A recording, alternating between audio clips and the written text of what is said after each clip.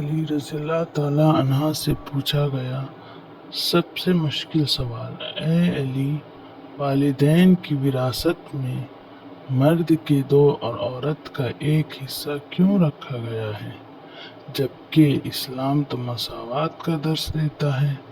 حضرت علی رضی اللہ تعالی عنہ اچانک سے خاموش ہو گئے۔ مسجد میں منافقین خوش ہونے لگے کہ آج تو علی پھنس گئے ہیں۔ اس سوال کا جواب رسول صلی اللہ علیہ وسلم نے بھی فرمایا۔ ایک مرتبہ حضرت علی رضی اللہ تعالیٰ عنہ کوفہ کی مسجد میں تشریف فرماتے تھے۔ مجموعے میں شام سے آیا ہوا ایک مسافر بھی تھا۔ نہایت ادب سے کھڑا ہوا اور عرض کی: اے امیر المومنین، مجھے کچھ سوالات میں تشویش ہے۔ میں آج یہاں آپ کی موجودگی کو سن کر آپ سے چند سوالوں کے بارے میں جاننے کے لیے آیا ہوں۔ میں آپ سے ان کے متعلق درست معلومات چاہتا ہوں۔ آپ رضی اللہ تعالیٰ عنہ نے جواب دیا: اگر تم سوالات پوچھنا چاہتے ہو تو پوچھو، اگر ضد بازی یا بحث کا ارادہ رکھتے ہو تو محفل کے آداب کو دیکھو اور خاموشی سے بیٹھ جاؤ۔ یہ مکالمہ سن کر ہجوم میں لوگ بھی آپ کی جانب متوجہ ہوئے۔ اس شخص نے حضرت علی رضی اللہ تعالیٰ عنہ سے سوالات کا آغاز کیا اور کہا: اے امیر المومنین، مجھے یہ بتائیے کہ تخلیق کائنات میں اللہ نے سب سے پہلے کس کو تخلیق کیا؟ حضرت علی رضی اللہ تعالیٰ عنہ فرمایا: اللہ نے سب سے پہلے نور کو پیدا کیا۔ اس نے پھر سوال کیا: اللہ نے زمین اور پہاڑوں کو کس چیز سے بنایا؟ آپ رضی اللہ تعالیٰ عنہ نے فرمایا: اللہ نے آسمانوں کو پانی کے بخارات سے، زمین کو پانی کے جھاگ اور پہاڑوں کو پانی کے موجوں سے بنایا۔ پھر اس نے سوال کیا کہ مکہ کو ام القرا کیوں کہا جاتا ہے؟ آپ نے فرمایا: ام القرا کے معنی ہیں ترتیب کی ماں، کیونکہ زمین کی ہر چیز اس کے نیچے سے بچھائی گئی، اسی لیے عرب کے شہر مکہ جہاں بیت اللہ شریف ہے اسے ام القرا کہا جاتا ہے۔ اس آدمی نے اگلا سوال کیا: زمین کے اوپر کے آسمان کو کس چیز سے پیدا کیا گیا؟ آپ نے جواب دیا کہ فوج سے۔ پھر اس نے عرض کیا: اے امیر المومنین، سورج اور چاند کا طلوع عرض کتنا ہے؟ آپ نے جواب دیا: 900 فرسخ ضرب 900 فرسخ۔ فرسخ فارسی لفظ کا لفظ ہے۔ ایک فرسخ میں 10 کلومیٹر لمبائی گنی جاتی ہے۔ اس نے اگلا سوال کیا: ستارے کا طول و عرض کتنا ہے؟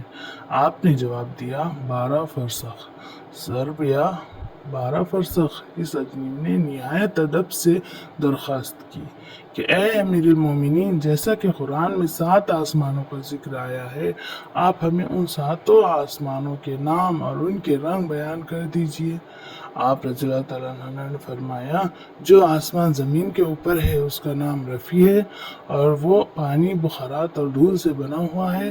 دوسرا آسمان کا نام خیزوم ہے، اس کا رنگ تانبے جیسا ہے۔ تیسرا کا نام مودون ہے اور اس میں ملے جلے رنگ ہیں۔ چوتھے آسمان کا نام ارفلعون ہے اور اس کی رنگت چاندی جیسی ہے۔ پانچویں آسمان کا نام یون ہے اور اس کی رنگت سونے جیسی ہے۔ چھٹے آسمان کا نام عروس ہے اور وہ سبز یاقوت کا بنا ہوا ہے۔ ساتویں آسمان کا نام اجمہ ہے اور یہ سفید موتیوں سے بنا ہوا ہے۔ اس آدمی نے اگلا سوال کیا: اے علی، آپ مجھے بتائیے، بیل وہ واحد جانور ہے جس نے آسمان کی طرف اپنا سر نہیں اٹھایا، ایسا کیوں ہے؟ آپ رضی اللہ تعالیٰ عنہ نے جواب دیا: جب سے قوم بنی اسرائیل نے گوسالہ کی پوجا کی تھی تب سے بیل شرم کے مارے آسمان کی طرف سر نہیں اٹھا تھا۔ گوسالہ ایک سنہری رنگ کا پتھر یا بچڑا تھا جسے موسیٰ علیہ السلام کے دور میں سامری جادوگر نے اپنی جادوئی مہارت سے بولنے اور حرکت کرنے کی طاقت دی، اور موسیٰ علیہ السلام کی غیر موجودگی میں بنی اسرائیل نے اس بچڑے کی پوجا کروائی تھی۔ مجموعے میں موجودہ تمام لوگ حضرت علی علیہ السلام کے حاضر جوابی اور علمی قابلیت سے بے حد متاثر ہوئے۔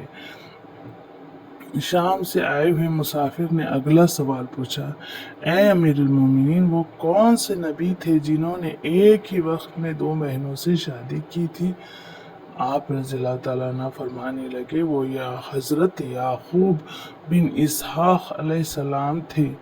انہوں نے ایک ہی دن میں ایک وقت میں 2 سگی بہنوں لیا اور راحیل سے نکاح کیا تھا، لیکن اس کے بعد اللہ نے بیک وقت 2 بہنوں سے نکاح کو اسلام میں قرار دیا۔ اس آدمی نے اگلا سوال پوچھا، مد و جزر کیا ہے؟ آپ صلی اللہ علیہ وسلم نے جواب دیا، اللہ نے سمندروں پر ایک فرشتہ مقرر رکھا ہے، جب وہ سمندر کے پانی میں اپنا پاؤں رکھتا ہے تو مد پیدا ہوتا ہے، اور جب وہ نکالتا ہے تو جزر پیدا ہوتا ہے۔ مد و جزر سمندر کے پانی کو خود بخود بلند ہونے اور کم ہونے کے عمل کو کہتے ہیں۔ اس آدمی نے اگلا سوال یہ بتایا کہ جنات کا باپ کون ہے، اور اللہ نے جنات کی طرف کس نبی کو مبعوث کیا تھا؟ حضرت علی رضی اللہ تعالیٰ عنہ نے فرمایا، جنات کے جد اعلیٰ کا نام شمان ہے، اور اسے اللہ نے آگ کے شعلے سے پیدا کیا تھا، اور اللہ نے جنات کی طرف ایک نبی کو مبعوث فرمایا تھا جس کا اسم گرامی یوسف تھا، جنہوں نے جنات کو اللہ پاک کی عبادت کی دعوت دی، لیکن انہوں نے اس نبی کو قتل کر دیا۔ اس شخص نے دوبارہ دریافت کیا، ابلیس کا آسمانوں میں کیا نام تھا؟ حضرت علی رضی اللہ تعالیٰ عنہ نے جواب دیا، حارث۔ پھر اس نے پوچھا کہ آدم علیہ السلام کا نام آدم کیوں رکھا گیا، اور انہوں نے کتنی عمر پائی؟ آپ رضی اللہ تعالیٰ عنہ نے فرمایا، کیونکہ وہ عدیم ارض یعنی نایاب زمین کی کھال سے بنائے گئے تھے، اس لیے ان کا نام آدم رکھا، اور 9 سال عمر پائی۔ اس نے سوال کی، میراث میں مرد کے 2 جبکہ عورت کا 1 حصہ رکھا گیا ہے، جبکہ اسلام تو مساوات کا حکم دیتا ہے۔ آپ رضی اللہ تعالیٰ نے فرمانے لگے، جنت میں حضرت حوا علیہ السلام نے جو خوشہ اٹھایا تھا اس پر گندم کے 3 دانے تھے، انہوں نے خود 1 رکھا، جبکہ آدم علیہ السلام کو 2 دیے۔ چونکہ وہ ہمارے جد ہے، اس لیے اسی نسبت سے وراثت میں مرد کے 2 اور عورت کے 1 حصہ مقرر ہوا۔ اس نے پوچھا، مخدوم کون سے نبی پیدا ہوئے؟ آپ رضی اللہ تعالیٰ عنہ نے فرمایا، اللہ نے آدم علیہ السلام، ان کے بیٹے شیش علیہ السلام، حضرت ادریس علیہ السلام، بن نوح علیہ السلام، حضرت داؤد علیہ السلام، حضرت سلیمان علیہ السلام، حضرت لوط علیہ السلام، حضرت اسماعیل علیہ السلام، حضرت موسیٰ علیہ السلام، حضرت عیسیٰ علیہ السلام، اور حضرت محمد صلی اللہ علیہ وسلم کے مخدوم پیدا فرمائے۔ اس شخص نے دریافت کیا، روئے ارض پر شیر سب سے پہلے کس نبی نے عرض کیا؟ آپ رضی اللہ تعالیٰ عنہ نے جواب دیا، حضرت آدم علیہ السلام نے۔ جب آدم علیہ السلام زمین پر اتارے گئے اور انہوں نے ہر طرف زمین کی خاک اور وسعت اور ہوا کو دیکھا، اور پھر جب شیطان کے وسوسے کی وجہ سے قابیل نے حابیل کو قتل کیا تو آدم علیہ السلام نے شدید غم میں یہ اشعار کہے، جن کا ترجمہ ہے، اور ان کے رہنے والے بدل گئے، اور زمین کا چہرہ خراب اور گرد آلود ہو چکا ہے، رنگ و ذائقہ رکھنے والی چیز بدل گئی، اور خوبصورت چہرے کی بشاشت ماند پڑ گئی۔ میں اپنے طور و حیات کو غم سمجھتا ہوں، اور کیا زندگی کے خاتمے کی وجہ سے مجھے چین مل سکے گا؟ میں آنسو آخر کیوں نہ بہاؤں، کیونکہ حابیل قبر میں دفن ہو چکا اور قابیل نے اپنے بھائی کو قتل کر دیا۔ ہائے غم و حسرت سالونا بیٹا گم ہو گیا۔ یہ بات سن کر سبھی حاضرین خاموش ہو گئے۔ پھر وہ شام کا شخص پھر بولا، امیر المومنین، حضرت آدم علیہ السلام جنت سے نکالے جانے کے غم میں کتنے عرصے روئے؟ آپ رضی اللہ تعالیٰ نے فرمایا، آپ 100 سال تک روتے رہے۔ شامی شخص نے پھر سوال کیا، کفر کی ابتدا کس نے کی اور پہلا کفر کس نے کیا؟ آپ رضی اللہ تعالیٰ نے جواب دیا، کفر کی ابتدا ابلیس سے ہوئی اور وہی کائنات کا پہلا کافر ہے۔ اور پھر اس شخص نے آخری سوال کیا، حضرت نوح علیہ السلام کا اصل نام کیا تھا اور ان کی کشتی کا طول و عرض کتنا تھا؟ آپ رضی اللہ تعالیٰ نے جواب دیا، نوح علیہ السلام کا اصل نام سکن تھا۔ انہیں نوح علیہ السلام کہنے کا سبب یہ تھا کہ انہوں نے 950 برس تک قوم پر نوحہ کیا تھا۔ ان کی کشتی کا طول 800 ہاتھ اور عرض 500 ہاتھ اور سطح زمین سے اس کی بلندی 80 ہاتھ تھی۔ ایک مرتبہ ابو طالب کی اپنے بیٹے حضرت علی پر نظر پڑی۔ دیکھا کہ وہ نبی کے پیچھے پوشیدہ طور پر نماز پڑھ رہا ہے۔ یہ پہلا موقع تھا جب ابو طالب کو اپنے چھوٹے بیٹے کے بارے میں معلوم ہوا کہ وہ محمد صلی اللہ علیہ وسلم کے پیروکار میں شامل ہو چکا ہے اور ان کے دین و مذہب کو قبول کر چکا ہے اور قریش کے معبودوں سے خود کو بہت دور کر چکا ہے۔ جب لڑکے نے نماز پوری کر لی تو اپنے والد کی جانب پامردی اور استقلال کے ساتھ متوجہ ہوا اور بلا تعمل پکار کر کہنے لگا، ابا جان، میں اللہ اور اس کے رسول پر ایمان لے آیا ہوں اور میں نے حضرت صلی اللہ علیہ وسلم کے لائے ہوئے دین کی تصدیق اور اتباع کی۔ ابو طالب نے کہا، یاد رکھو، یہ شخص آپ کو خیر و بھلائی کی ہی دعوت دیتا ہے، بس اس کے دامن سے وابستہ رہو۔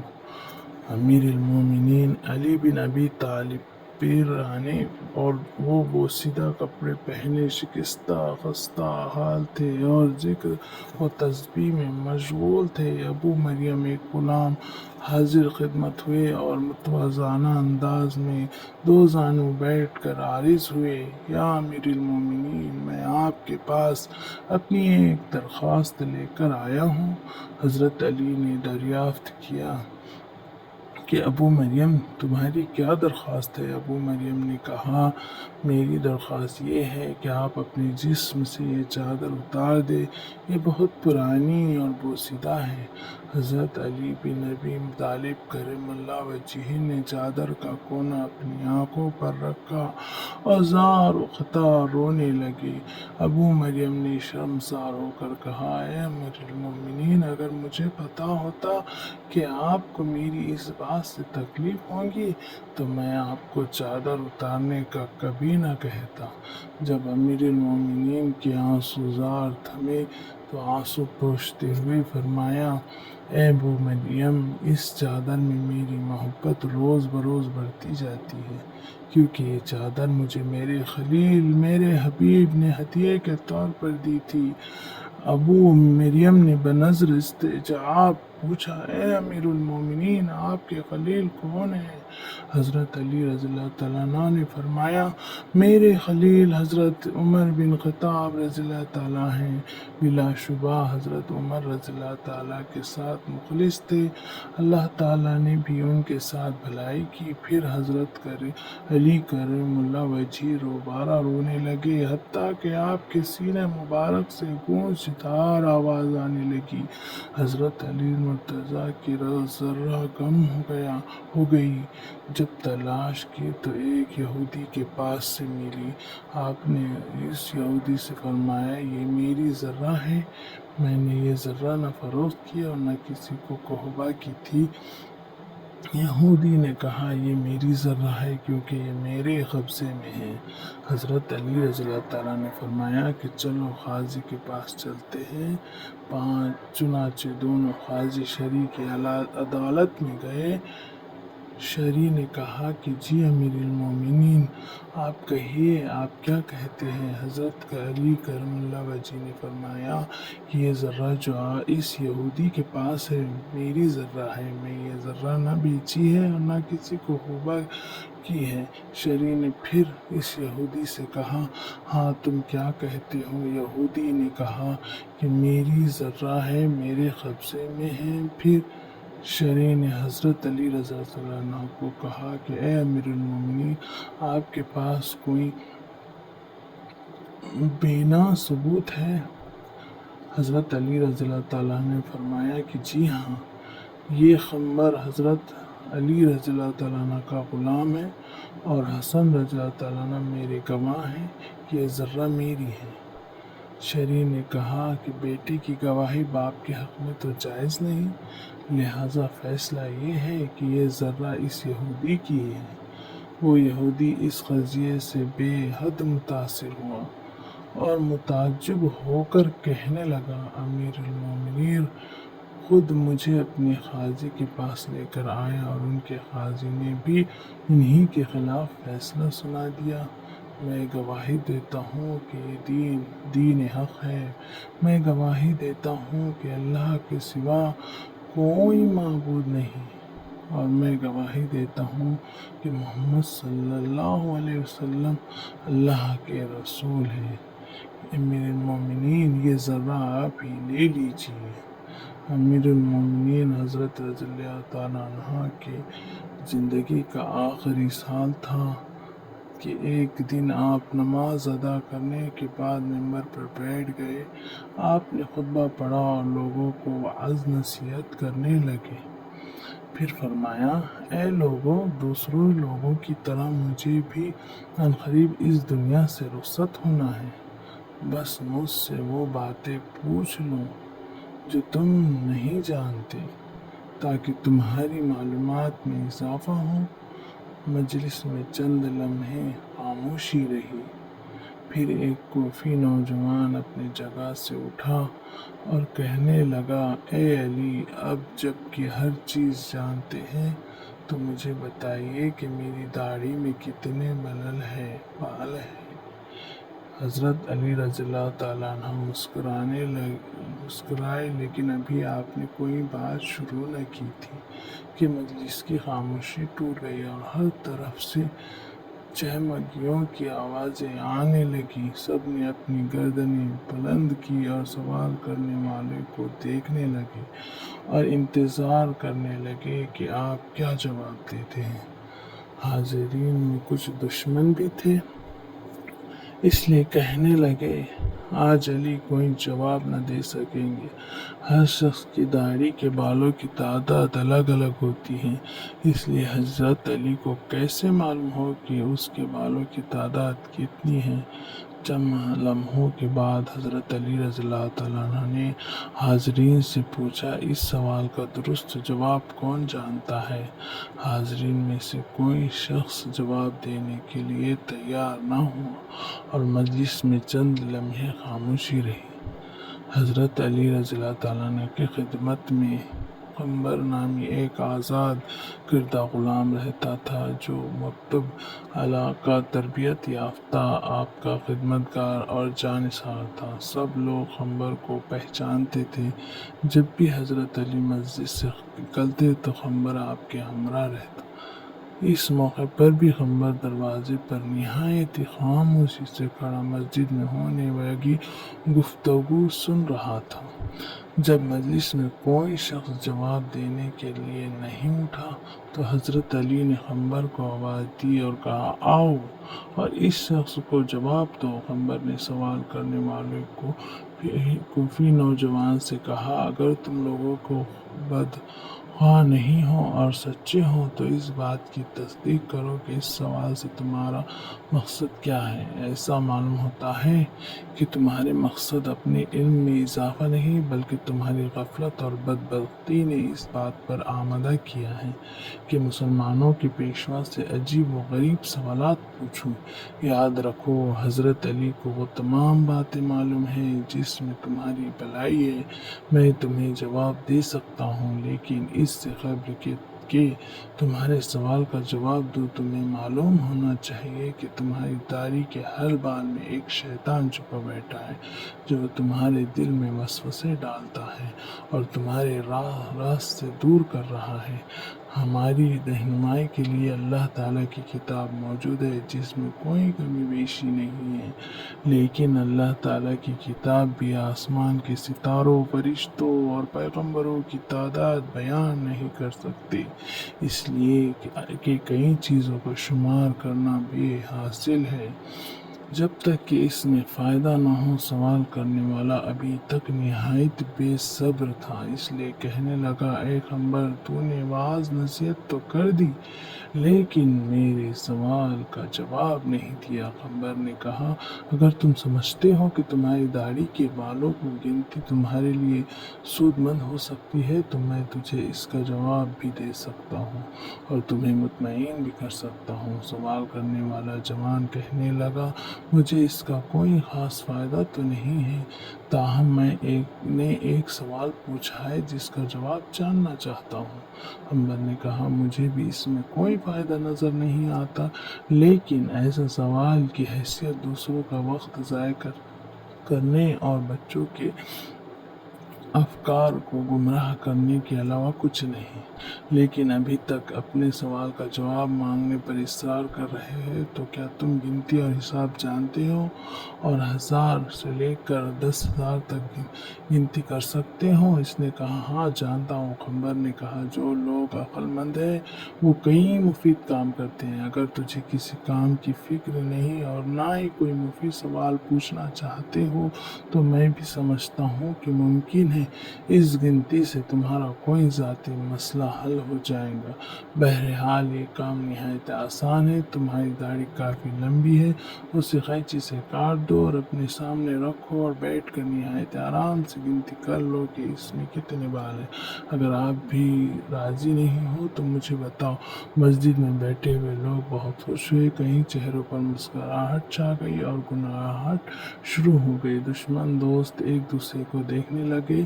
دشمنوں نے کہا، ہم بھی اس موضوع سے غافل تھے۔ پیغمبر درست کہتا ہے۔ نادان دوست کہنے لگا، واقعی عجیب سوال اور عجیب جواب۔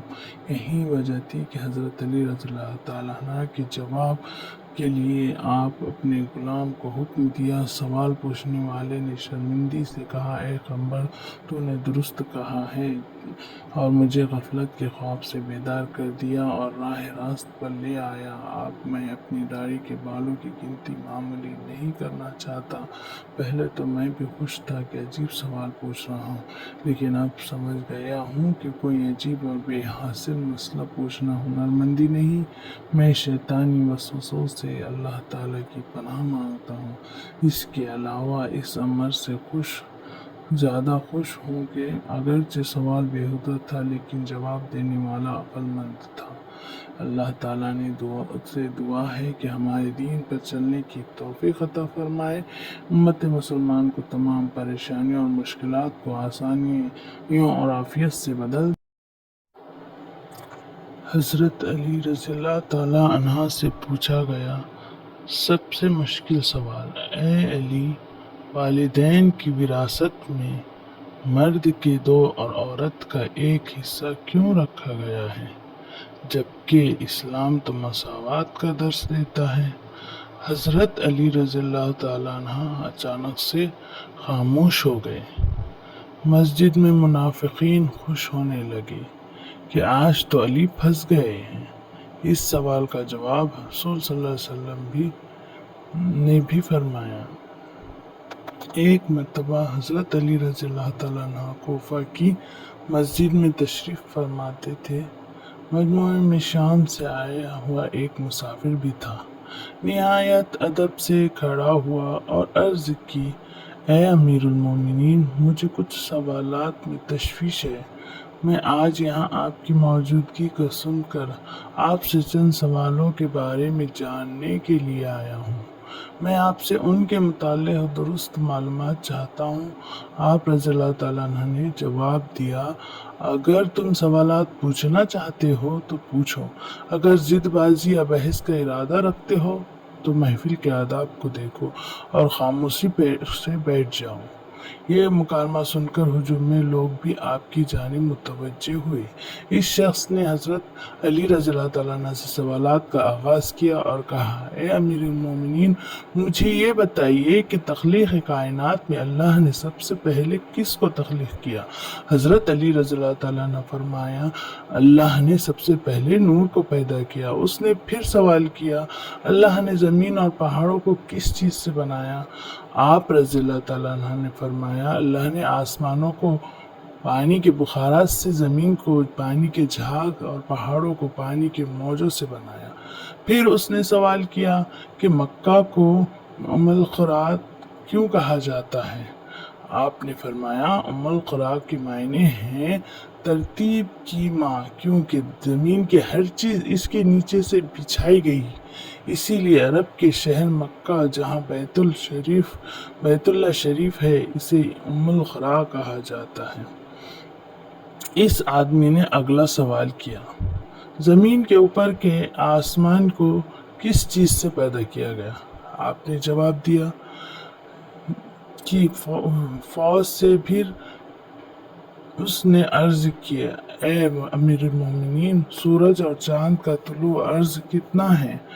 آپ نے جواب دیا، 900 فرسخ ضرب 900 فرسخ۔ فرسخ فارسی لفظ کا لفظ ہے۔ ایک فرسخ میں 10 کلومیٹر لمبائی گنی جاتی ہے۔ اس نے اگلا سوال کیا، ستارے کا طول و عرض کتنا ہے؟ آپ نے جواب دیا، 12 فرسخ ضرب یا 12 فرسخ۔ اس آدمی نے نہایت ادب سے درخواست کی کہ اے امیر المومنین، جیسا کہ قرآن میں 7 آسمانوں کا ذکر آیا ہے، آپ ہمیں ان 7 آسمانوں کے نام اور ان کے رنگ بیان کر دیجئے۔ آپ رضی اللہ تعالیٰ عنہ نے فرمایا، جو آسمان زمین کے اوپر ہے اس کا نام رفیع ہے اور وہ پانی، بخارات اور دھول سے بنا ہوا ہے۔ دوسرا آسمان کا نام خیزوم ہے، اس کا رنگ تانبے جیسا ہے۔ تیسرا کا نام مودون ہے اور اس میں ملے جلے رنگ ہیں۔ چوتھے آسمان کا نام ارفلعون ہے اور اس کی رنگت چاندی جیسی ہے۔ پانچویں آسمان کا نام یون ہے اور اس کی رنگت سونے جیسی ہے۔ چھٹے آسمان کا نام عروس ہے اور وہ سبز یاقوت کا بنا ہوا ہے۔ ساتویں آسمان کا نام اجما ہے اور یہ سفید موتیوں سے بنا ہوا ہے۔ اس آدمی نے اگلا سوال کیا، اے علی، آپ مجھے بتائیے، بیل وہ واحد جانور ہے جس نے آسمان کی طرف اپنا سر نہیں اٹھایا، ایسا کیوں ہے؟ آپ رضی اللہ تعالیٰ عنہ نے جواب دیا، جب سے قوم بنی اسرائیل نے گوسالہ کی پوجا کی تھی، تب سے بیل شرم کے مارے آسمان کی طرف سر نہیں اٹھاتا۔ گوسالہ ایک سنہری رنگ کا پتھر یا بچڑا تھا جسے موسیٰ علیہ السلام کے دور میں سامری جادوگر نے اپنی جادوئی مہارت سے بولنے اور حرکت کرنے کی طاقت دی، اور موسیٰ علیہ السلام کی غیر موجودگی میں بنی اسرائیل نے اس بچڑے کی پوجا کروائی تھی۔ مجموعے میں موجودہ تمام لوگ حضرت علی علیہ السلام کے حاضر جوابی اور علمی قابلیت سے بے حد متاثر ہوئے۔ شام سے آئے ہوئے مسافر نے اگلا سوال پوچھا، اے امیر المومنین، وہ کون سے نبی تھے جنہوں نے ایک ہی وقت میں 2 بہنوں سے شادی کی تھی؟ آپ رضی اللہ تعالیٰ عنہ فرمانے لگے، وہ حضرت یعقوب بن اسحاق علیہ السلام تھے۔ انہوں نے ایک ہی دن میں ایک وقت میں 2 سگی بہنوں لیا اور راحیل سے نکاح کیا تھا، لیکن اس کے بعد اللہ نے بیک وقت 2 بہنوں سے نکاح کو اسلام میں قرار دیا۔ اس آدمی نے اگلا سوال پوچھا، مد و جزر کیا ہے؟ آپ صلی اللہ علیہ وسلم نے جواب دیا، اللہ نے سمندروں پر ایک فرشتہ مقرر رکھا ہے، جب وہ سمندر کے پانی میں اپنا پاؤں رکھتا ہے تو مد پیدا ہوتا ہے اور جب وہ نکالتا ہے تو جزر پیدا ہوتا ہے۔ مد و جزر سمندر کے پانی کو خود بخود بلند ہونے اور کم ہونے کے عمل کو کہتے ہیں۔ اس آدمی نے اگلا سوال یہ بتایا کہ جنات کا باپ کون ہے اور اللہ نے جنات کی طرف کس نبی کو مبعوث کیا تھا؟ حضرت علی رضی اللہ تعالیٰ عنہ نے فرمایا جنات کے جد اعلیٰ کا نام شمان ہے اور اسے اللہ نے آگ کے شعلے سے پیدا کیا تھا، اور اللہ نے جنات کی طرف ایک نبی کو مبعوث فرمایا تھا جس کا اسم گرامی یوسف تھا، جنہوں نے جنات کو اللہ پاک کی عبادت کی دعوت دی، لیکن انہوں نے اس نبی کو قتل کر دیا۔ اس شخص نے دوبارہ دریافت کیا، ابلیس کا آسمانوں میں کیا نام تھا؟ حضرت علی رضی اللہ تعالیٰ عنہ نے جواب دیا، حارث۔ پھر اس نے پوچھا کہ آدم علیہ السلام کا نام آدم کیوں رکھا گیا اور انہوں نے کتنی عمر پائی؟ آپ رضی اللہ تعالیٰ عنہ نے فرمایا، کیونکہ وہ عدیم ارض یعنی نایاب زمین کی کھال سے بنائے گئے تھے، اس لیے ان کا نام آدم رکھا، اور 900 سال عمر پائی۔ اس نے سوال کی، میراث میں مرد کے 2 جبکہ عورت کا 1 حصہ رکھا گیا ہے، جبکہ اسلام تو مساوات کا حکم دیتا ہے۔ آپ رضی اللہ تعالیٰ نے فرمانے لگے، جنت میں حضرت حوا علیہ السلام نے جو خوشہ اٹھایا تھا اس پر گندم کے 3 دانے تھے، انہوں نے خود 1 رکھا جبکہ آدم علیہ السلام کو 2 دیے۔ چونکہ وہ ہمارے جد ہیں اس لیے اسی نسبت سے وراثت میں مرد کے 2 اور عورت کے 1 حصہ مقرر ہوا۔ اس نے پوچھا، مخدوم کون سے نبی پیدا ہوئے؟ آپ رضی اللہ تعالیٰ عنہ نے فرمایا، اللہ نے آدم علیہ السلام، ان کے بیٹے شیش علیہ السلام، حضرت ادریس علیہ السلام، بن نوح علیہ السلام، حضرت داؤد علیہ السلام، حضرت سلیمان علیہ السلام، حضرت لوط علیہ السلام، حضرت اسماعیل علیہ السلام، حضرت موسیٰ علیہ السلام، حضرت عیسیٰ علیہ السلام اور حضرت محمد صلی اللہ علیہ وسلم کے مخدوم پیدا فرمائے۔ اس شخص نے دریافت کیا، روئے ارض پر شیر سب سے پہلے کس نبی نے عرض کیا؟ آپ رضی اللہ تعالیٰ عنہ نے جواب دیا، حضرت آدم علیہ السلام نے۔ جب آدم علیہ السلام زمین پر اتارے گئے اور انہوں نے ہر طرف زمین کی خاک اور وسط اور ہوا کو دیکھا، اور پھر جب شیطان کے وسوسے کی وجہ سے قابیل نے حابیل کو قتل کیا تو آدم علیہ السلام نے شدید غم میں یہ اشعار کہے، جن کا ترجمہ ہے، اور ان کے رہنے والے بدل گئے، اور زمین کا چہرہ خراب اور گرد آلود ہو چکا ہے، رنگ و ذائقہ رکھنے والی چیز بدل گئی، اور خوبصورت چہرے کی بشاشت ماند پڑ گئی۔ میں اپنے طور و حیات کو غم سمجھتا ہوں، اور کیا زندگی کے خاتمے کی وجہ سے مجھے چین مل سکے گا؟ میں آنسو آخر کیوں نہ بہاؤں، کیونکہ حابیل قبر میں دفن ہو چکا اور قابیل نے اپنے بھائی کو قتل کر دیا۔ ہائے غم و حسرت سالونا بیٹا گم ہو گیا۔ یہ بات سن کر سبھی حاضرین خاموش ہو گئے۔ پھر وہ شام کا شخص پھر بولا، امیر المومنین، حضرت آدم علیہ السلام جنت سے نکالے جانے کے غم میں کتنے عرصے روئے؟ آپ رضی اللہ تعالیٰ نے فرمایا، آپ 100 سال تک روتے رہے۔ شامی شخص نے پھر سوال کیا، کفر کی ابتدا کس نے کی اور پہلا کفر کس نے کیا؟ آپ رضی اللہ تعالیٰ نے جواب دیا، کفر کی ابتدا ابلیس سے ہوئی اور وہی کائنات کا پہلا کافر ہے۔ اور پھر اس شخص نے آخری سوال کیا، حضرت نوح علیہ السلام کا اصل نام کیا تھا اور ان کی کشتی کا طول و عرض کتنا تھا؟ آپ رضی اللہ تعالیٰ نے جواب دیا، نوح علیہ السلام کا اصل نام سکن تھا۔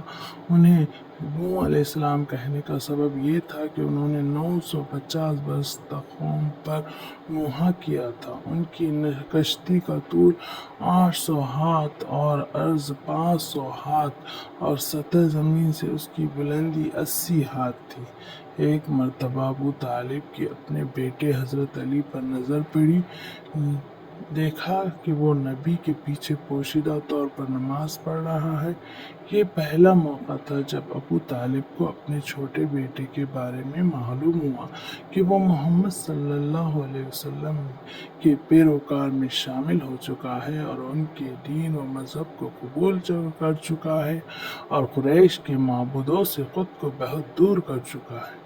جب لڑکے نے نماز پوری کر لی تو اپنے والد کی جانب پامردی اور استقلال کے ساتھ متوجہ ہوا اور بلا تعمل پکار کر کہنے لگا: ابا جان، میں اللہ اور اس کے رسول پر ایمان لے آیا ہوں اور میں نے حضرت صلی اللہ علیہ وسلم کے لائے ہوئے دین کی تصدیق اور اتباع کی۔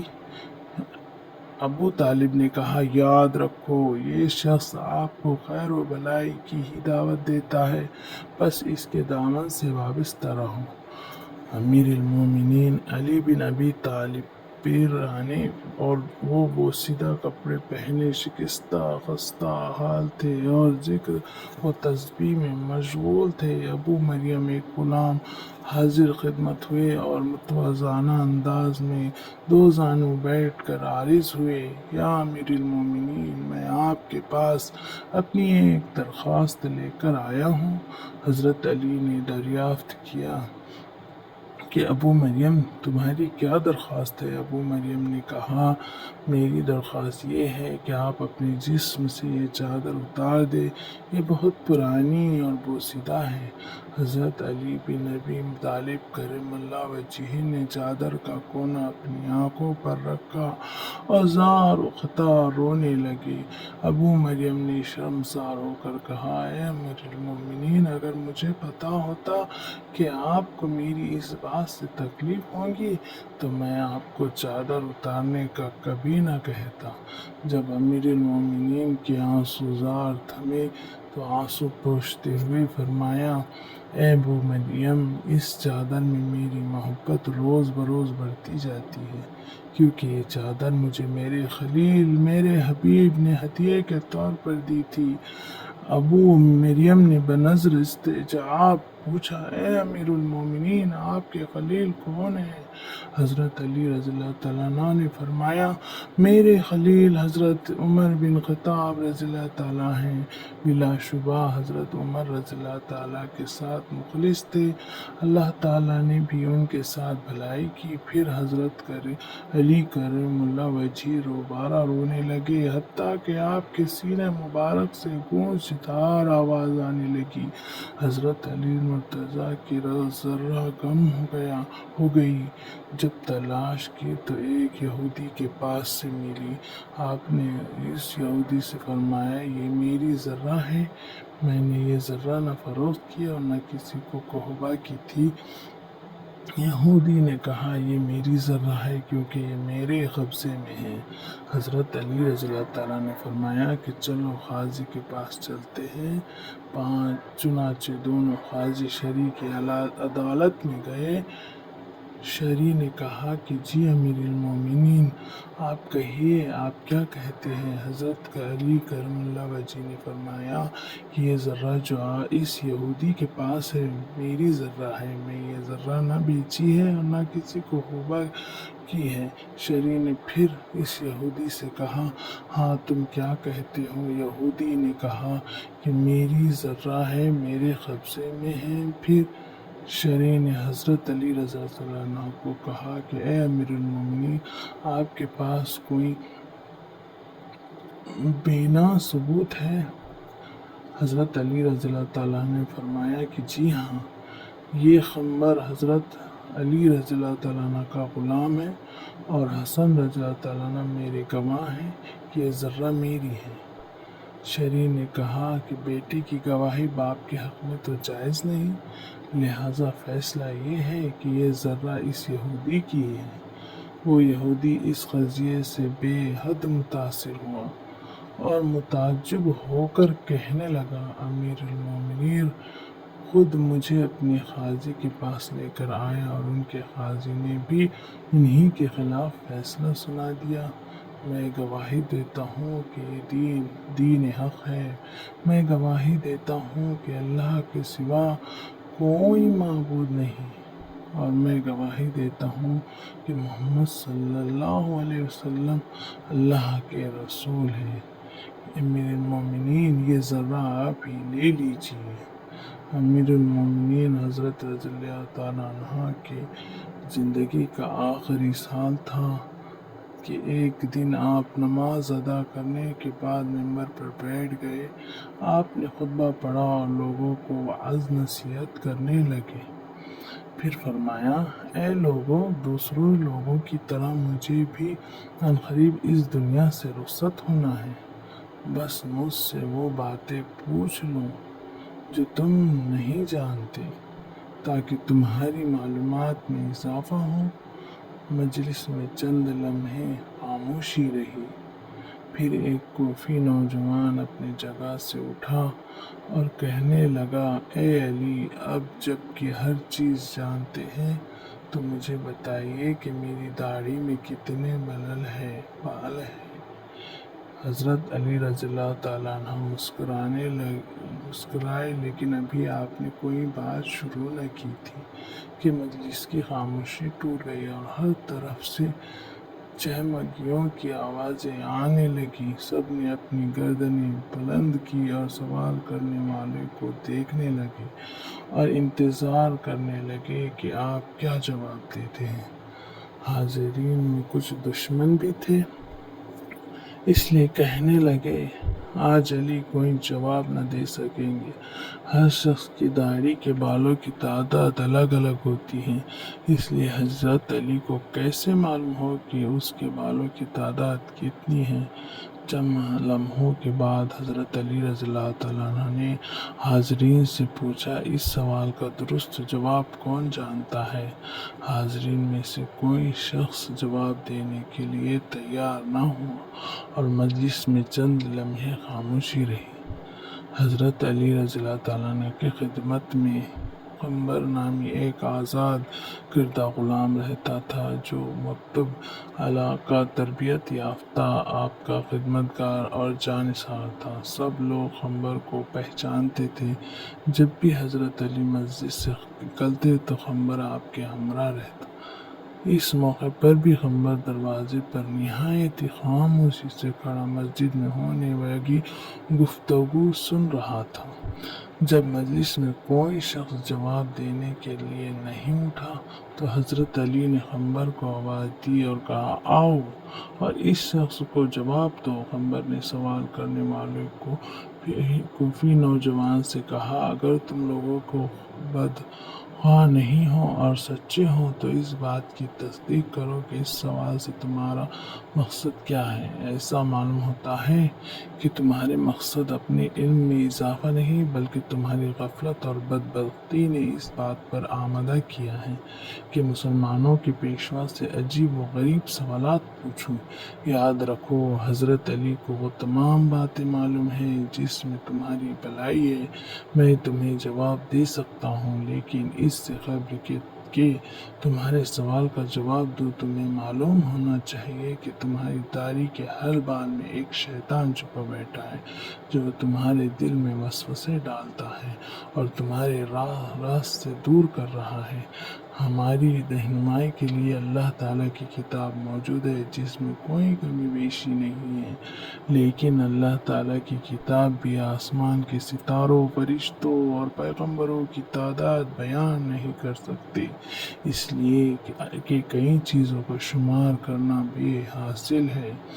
جب تک کہ اس میں فائدہ نہ ہو۔ سوال کرنے والا ابھی تک نہایت بے صبر تھا، اس لیے کہنے لگا، اے قمبر، تو نے وعظ نصیحت تو کر دی لیکن میرے سوال کا جواب نہیں دیا۔ قمبر نے کہا، اگر تم سمجھتے ہو کہ تمہاری داڑھی کے بالوں کی گنتی تمہارے لیے سود مند ہو سکتی ہے تو میں تجھے اس کا جواب بھی دے سکتا ہوں اور تمہیں مطمئن بھی کر سکتا ہوں۔ سوال کرنے والا جوان کہنے لگا، مجھے اس کا کوئی خاص فائدہ تو نہیں ہے، تاہم میں نے ایک سوال پوچھا ہے جس کا جواب جاننا چاہتا ہوں۔ قمبر نے کہا، مجھے بھی اس میں کوئی فائدہ نظر نہیں آتا، لیکن ایسا سوال کی حیثیت دوسروں کا وقت ضائع کرنے اور بچوں کے افکار کو گمراہ کرنے کے علاوہ کچھ نہیں، لیکن ابھی تک اپنے سوال کا جواب مانگنے پر اصرار کر رہے ہیں۔ تو کیا تم گنتی اور حساب جانتے ہو اور 1000 سے لے کر 10,000 تک گنتی کر سکتے ہو؟ اس نے کہا، ہاں جانتا ہوں۔ قمر نے کہا، جو لوگ عقل مند ہیں وہ کئی مفید کام کرتے ہیں۔ اگر تجھے کسی کام کی فکر نہیں اور نہ ہی کوئی مفید سوال پوچھنا چاہتے ہو تو میں بھی سمجھتا ہوں کہ ممکن ہے اس گنتی سے تمہارا کوئی ذاتی مسئلہ حل ہو جائے گا۔ بہرحال یہ کام نہایت آسان ہے۔ تمہاری داڑھی کافی لمبی ہے، اسے قینچی سے کاٹ دو اور اپنے سامنے رکھو اور بیٹھ کر نہایت آرام سے گنتی کر لو کہ اس میں کتنے بال ہیں۔ اگر آپ بھی راضی نہیں ہو تو مجھے بتاؤ۔ مسجد میں بیٹھے ہوئے لوگ بہت خوش ہوئے، کئی چہروں پر مسکراہٹ چھا گئی اور گنگناہٹ شروع ہو گئی۔ دشمن دوست ایک دوسرے کو دیکھنے لگے۔ دشمنوں نے کہا، ہم بھی اس موضوع سے غافل تھے۔ قمر درست کہتا ہے۔ نادان دوست کہنے لگا، واقعی عجیب سوال اور عجیب جواب۔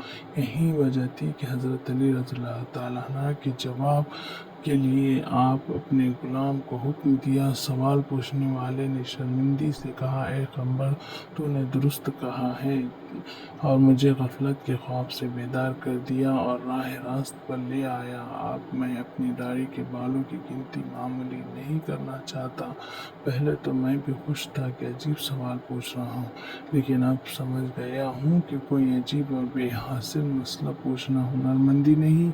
میں شیطانی وسوسوں سے اللہ تعالیٰ کی پناہ مانگتا ہوں۔ اس کے علاوہ اس امر سے زیادہ خوش ہوں کہ اگرچہ سوال بیہودہ تھا لیکن جواب دینے والا عقل مند تھا۔ اللہ تعالیٰ سے دعا ہے کہ ہمارے دین پر چلنے کی توفیق عطا فرمائے۔ امت مسلمان کو تمام پریشانیوں اور مشکلات کو آسانیوں اور عافیت سے بدل کہا جاتا ہے کہ کسی علاقے میں قحط سالی پیدا ہو گئی۔ اس قحط سالی کے لپیٹ میں نہ صرف انسان بلکہ چرند و پرند سب اس کا شکار ہو گئے۔ مویشی مالکان سے حد پریشان تھے۔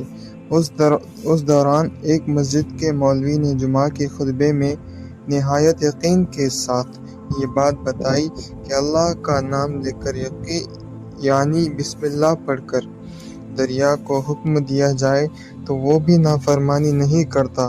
خطبہ سننے والوں میں ایک چرواہا بھی موجود تھا۔ مولوی کی یہ بات اس کے دل میں اتر گئی اور اس بات پر اس کا یقین کامل ہو گیا۔ اس نے واپس آ کر اپنی بکریاں کھولیں اور سیدھا دریا پر چلا گیا۔ اونچی آواز سے بسم اللہ الرحمن الرحیم پڑھا اور دریا کو کہا وہ اپنی بکریاں چروانے کے لیے دوسرے پار جانا چاہتا ہے، اور اسے کہا کہ مجھے اپنے اوپر سے گزرنے دے۔ یہ کہہ کر اس نے اپنی بکریوں کو لیا اور دریا پار چلتا ہوا دریا پار کر گیا۔ دریا کے دوسری طرف کا علاقہ گھاس سے بھرا پڑا ہوا، درختوں کے پتے بھی سلامت تھے کیونکہ کسی کو یہاں تک آنے کی رسائی نہیں تھی۔ اس نے خوب اچھی طرح اپنی بکریوں کو سیر کروایا اور واپس لوٹ آیا۔ پھر یہ اس کا معمول بن گیا، وہ بکریاں پار چھوڑ کر واپس آ جاتا اور شام کو جا کر بکریاں واپس لے کر آتا۔ اس کے بکریوں کا وزن دگنا چوگنا ہو گیا۔ لوگ چونک گئے اور اس سے پوچھا کہ وہ اپنی بکریوں کو کیا کھلاتا ہے۔ وہ سیدھا سادہ اور صاف دل کا نوجوان تھا۔ اس نے صاف بات بتا دی کہ جناب میں تو بسم اللہ پڑھ کر دریا پر چل کر اپنی بکریاں دوسری طرف چروانے لے جاتا ہوں۔ یہ بات سب نے سنی مگر کسی نے اس چرواہے کے بات پر یقین نہیں کیا، کیونکہ یہ ناقابل یقین بات تھی۔ مگر بات ہوتے ہوتے مولوی صاحب کے پاس پہنچ گئی۔ مولوی صاحب نے اس چرواہے کو بلایا اور سارا ماجرا پوچھا۔ اس چرواہے نے مولوی صاحب کو ہی حوالہ بنا لیا کہ مولوی صاحب، میں تو آپ کا شکریہ ادا کرنے والا تھا۔ آپ نے جمعہ کے خطبے میں جو نسخہ بتایا تھا کہ بسم اللہ کہہ کر دریا کو بھی حکم دو تو وہ بھی انکار نہیں کرتا، تو میں تو بس آپ کے نسخے پر ہی عمل کر رہا ہوں۔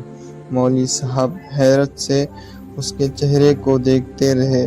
مولوی صاحب نے کہا، بھائی صاحب، ایسی باتیں تو ہم ہر جمعہ میں کرتے ہیں، فقط ان کا مقصد لوگوں کا ایمان بنانا ہوتا ہے، مگر بکریوں والا ڈانٹ رہا ہے کہ میں تو بس بسم اللہ کہہ کر پانی پر چلتا ہوں اور بکریوں سمیت پانی پر چلا جاتا ہوں۔ آخر کار مولوی صاحب نے صبح خود یہ تجربہ کرنے کا ٹھانا۔ جیسے دیکھنے چرواہے سمیت پورا علاقہ بھی آ گیا۔ مجمع زیادہ تھا۔ مولوی صاحب نے ایک دو بار سوچا کہ انکار کر دوں کہ کہیں ڈوب نہ جاؤ، مگر وہ جو مولوی صاحب کو کندھے پر اٹھا کر لائے تھے، اب بھی جوش و خروش سے اللہ اکبر کے نعرے لگا رہے تھے اور مولوی صاحب کے حق میں تعریفیں کر رہے تھے۔ آخر کار مولوی صاحب نے اپنے ڈر کو دور کرنے کے لیے ایک رسا منگوایا۔ پہلے اسے ایک درخت کے ساتھ باندھا، پھر اپنے کمرے کے ساتھ باندھا، پھر ڈرتے ڈرتے ڈھیلا ڈھالا بسم اللہ پڑھا اور دریا پر چلنا شروع ہو گئے، مگر پہلا پاؤں ہی رکھتا تھا کہ پانی میں گر گیا۔ مولوی صاحب ڈبکیاں لگانے لگے اور پانی کے بہاؤ میں بہنا شروع ہو گئے۔ لوگوں نے کھینچ کر باہر نکالا۔ مولوی صاحب کی اس حرکت نے چرواہے کو پریشان کر دیا کہ مولوی صاحب کی بسم اللہ کو یہ کیا ہو گیا، یہ کیونکہ اس کا یہ روز کا معمول تھا۔ اس کے اپنے یقین میں کوئی فرق نہ آیا۔ اس نے بسم اللہ کہہ کر بکریوں کو پانی کی طرف اشارہ کیا اور خود ان کے پیچھے چلتا ہوا پار چھوڑ کر واپس بھی آ گیا۔ لوگ اسے ولی اللہ سمجھ رہے تھے اور اس کے حق میں نعرے لگا رہے تھے، مگر وہ سب سے بے نیاز سیدھا سادہ انسان تھا۔ وہ مولوی صاحب کے پاس پہنچا اور کہا، مولوی صاحب، میں آپ کے بسم اللہ کی تعریف سے کافی پریشان تھا، مگر پانی پر چلتے ہوئے مجھے آپ کے بسم اللہ کی بیماری کا پتہ چل گیا۔ اس چرواہے نے درخت سے باندھے اسی کی طرف اشارہ کیا اور کہا، مولوی صاحب، یہ ہے آپ کے بسم اللہ کی بیماری۔ آپ کے بسم اللہ کی برکت کو یہ رسا کھا گیا۔ آپ کو اللہ پر بسم اللہ سے زیادہ اس رسے پر بھروسہ تھا، لہذا اللہ نے بھی آپ کو رسے کے حوالے کر دیا۔ پھر کہنے لگا، مولوی صاحب، آپ بھی کمال کرتے ہو۔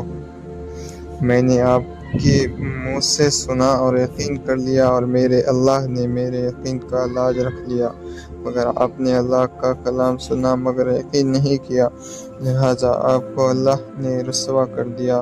محترم عزیز دوستو، یہی کچھ ہمارا حال ہے، ہمارے نمازوں اور دعاؤں کا حال بھی یقین سے خالی ہے۔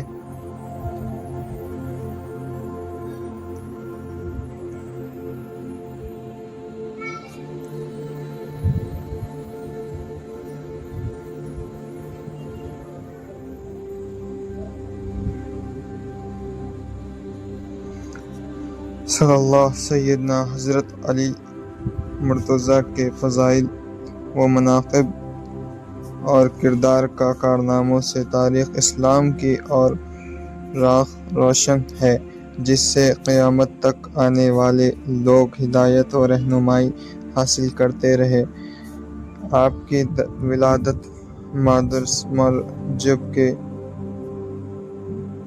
13ویں تاریخ 30 عام الفیل بروز جمعۃ المبارک بوقت صبح صادق کعبۃ اللہ کے اندر ہوئی۔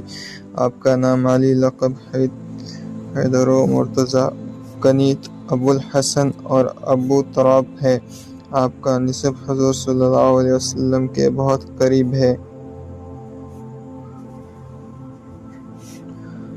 آپ کے والد ابو طالب اور حضور صلی اللہ علیہ وسلم کے والد ماجد حضرت عبداللہ دونوں حقیقی بھائی تھے۔ کہا جاتا ہے کہ کسی علاقے میں قحط سالی پیدا ہو گئی۔ اس قحط سالی کے لپیٹ میں نہ صرف انسان بلکہ چرند و پرند سب اس کا شکار ہو گئے۔ مویشی مالکان سے حد پریشان تھے۔ اس دوران ایک مسجد کے مولوی نے جمعہ کے خطبے میں نہایت یقین کے ساتھ یہ بات بتائی کہ اللہ کا نام لے کر یعنی بسم اللہ پڑھ کر دریا کو حکم دیا جائے تو وہ بھی نافرمانی نہیں کرتا۔ خطبہ سننے والوں میں ایک چرواہا بھی موجود تھا۔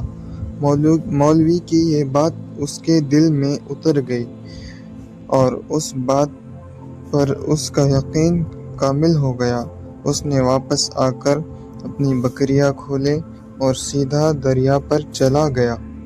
اونچی آواز سے بسم اللہ الرحمن الرحیم پڑھا اور دریا کو کہا وہ اپنی بکریاں چروانے کے لیے دوسرے پار جانا چاہتا ہے، اور اسے کہا کہ مجھے اپنے اوپر سے گزرنے دے۔ یہ کہہ کر اس نے اپنی بکریوں کو لیا اور دریا پار چلتا ہوا دریا پار کر گیا۔ دریا کے دوسری طرف کا علاقہ گھاس سے بھرا پڑا ہوا، درختوں کے پتے بھی سلامت تھے، کیونکہ کسی کو یہاں تک آنے کی رسائی نہیں تھی۔ اس نے خوب اچھی طرح اپنی بکریوں کو سیر کروایا اور واپس لوٹ آیا۔ پھر یہ اس کا معمول بن گیا، وہ بکریاں پار چھوڑ کر واپس آ جاتا اور شام کو جا کر بکریاں واپس لے کر آتا۔ اس کے بکریوں کا وزن دگنا چوگنا ہو گیا۔ لوگ چونک گئے اور اس سے پوچھا کہ وہ اپنی بکریوں کو کیا کھلاتا ہے۔ وہ سیدھا سادہ اور صاف دل کا نوجوان تھا۔ اس نے صاف بات بتا دی کہ جناب میں تو بسم اللہ پڑھ کر دریا پر چل کر اپنی بکریاں دوسری طرف چروانے لے جاتا ہوں۔ یہ بات سب نے سنی، مگر کسی نے اس چرواہے کے بات پر یقین نہیں کیا، کیونکہ یہ ناقابل یقین بات تھی۔ مگر بات ہوتے ہوتے مولوی صاحب کے پاس پہنچ گئی۔ مولوی صاحب نے اس چرواہے کو بلایا اور سارا ماجرا پوچھا۔ اس چرواہے نے مولوی صاحب کو ہی حوالہ بنا لیا کہ مولوی صاحب میں تو آپ کا شکریہ ادا کرنے والا تھا۔ آپ نے جمعہ کے خطبے میں جو نسخہ بتایا تھا کہ بسم اللہ کہہ کر دریا کو بھی حکم دو تو وہ بھی انکار نہیں کرتا، تو میں تو بس آپ کے نسخے پر ہی عمل کر رہا ہوں۔ مولوی صاحب حیرت سے اس کے چہرے کو دیکھتے رہے۔ مولوی صاحب نے کہا، بھائی صاحب، ایسی باتیں تو ہم ہر جمعہ میں کرتے ہیں، فقط ان کا مقصد لوگوں کا ایمان بنانا ہوتا ہے۔ مگر بکریوں والا ڈانٹ رہا ہے کہ میں تو بس بسم اللہ کہہ کر پانی پر چلتا ہوں اور بکریوں سمیت پانی پر چلا جاتا ہوں۔ آخر کار مولوی صاحب نے صبح خود یہ تجربہ کرنے کا ٹھانا، جیسے دیکھنے چرواہے سمیت پورا علاقہ بھی آ گیا۔ مجمع زیادہ تھا۔ مولوی صاحب نے ایک دو بار سوچا کہ انکار کر دوں کہ کہیں ڈوب نہ جاؤ، مگر وہ جو مولوی صاحب کو کندھے پر اٹھا کر لائے تھے، اب بھی جوش و خروش سے اللہ اکبر کے نعرے لگا رہے تھے اور مولوی صاحب کے حق میں تعریفیں کر رہے تھے۔ آخر کار مولوی صاحب نے اپنے ڈر کو دور کرنے کے لیے ایک رسا منگوایا۔ پہلے اسے ایک درخت کے ساتھ باندھا، پھر اپنے کمرے کے ساتھ باندھا، پھر ڈرتے ڈرتے ڈھیلا ڈھالا بسم اللہ پڑھا اور دریا پر چلنا شروع ہو گئے، مگر پہلا پاؤں ہی رکھتا تھا کہ پانی میں گر گیا۔ مولوی صاحب ڈبکیاں لگانے لگے اور پانی کے بہاؤ میں بہنا شروع ہو گئے۔ لوگوں نے کھینچ کر باہر نکالا۔ مولوی صاحب کی اس حرکت نے چرواہے کو پریشان کر دیا کہ مولوی صاحب کی بسم اللہ کو یہ کیا ہو گیا، یہ کیونکہ اس کا یہ روز کا معمول تھا۔ اس کے اپنے یقین میں کوئی فرق نہ آیا۔ اس نے بسم اللہ کہہ کر بکریوں کو پانی کی طرف اشارہ کیا اور خود ان کے پیچھے چلتا ہوا پار چھوڑ کر واپس بھی آ گیا۔ لوگ اسے ولی اللہ سمجھ رہے تھے اور اس کے حق میں نعرے لگا رہے تھے، مگر وہ سب سے بے نیاز سیدھا سادہ انسان تھا۔ وہ مولوی صاحب کے پاس پہنچا اور کہا، مولوی صاحب، میں آپ کے بسم اللہ کی تعریف سے کافی پریشان تھا، مگر پانی پر چلتے ہوئے مجھے آپ کے بسم اللہ کی بیماری کا پتہ چل گیا۔ اس چرواہے نے درخت سے باندھے اسی کی طرف اشارہ کیا اور کہا، مولوی صاحب، یہ ہے آپ کے بسم اللہ کی بیماری۔ آپ کے بسم اللہ کی برکت کو یہ رسا کھا گیا۔ آپ کو اللہ پر بسم اللہ سے زیادہ اس رسے پر بھروسہ تھا، لہذا اللہ نے بھی آپ کو رسے کے حوالے کر دیا۔ پھر کہنے لگا، مولوی صاحب، آپ بھی کمال کرتے ہو۔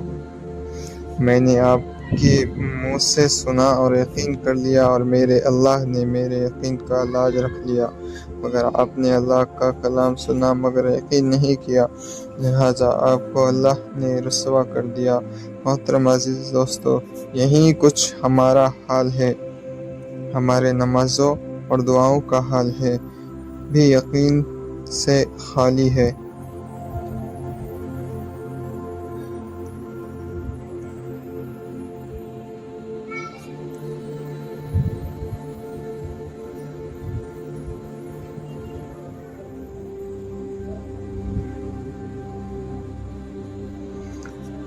صلی اللہ سیدنا حضرت علی مرتضیٰ کے فضائل و مناقب اور کردار کا کارناموں سے تاریخ اسلام کی اور روشن ہے، جس سے قیامت تک آنے والے لوگ ہدایت و رہنمائی حاصل کرتے رہے۔ آپ کی ولادت رجب کے 13ویں تاریخ 30 عام الفیل بروز جمعۃ المبارک بوقت صبح صادق کعبۃ اللہ کے اندر ہوئی۔ آپ کا نام علی لقب حیدر و مرتضیٰ کنیت ابو الحسن اور ابو تراب ہے۔ آپ کا نسب حضور صلی اللہ علیہ وسلم کے بہت قریب ہے۔ آپ کے والد ابو طالب اور حضور صلی اللہ علیہ وسلم کے والد ماجد حضرت عبداللہ دونوں حقیقی بھائی تھے۔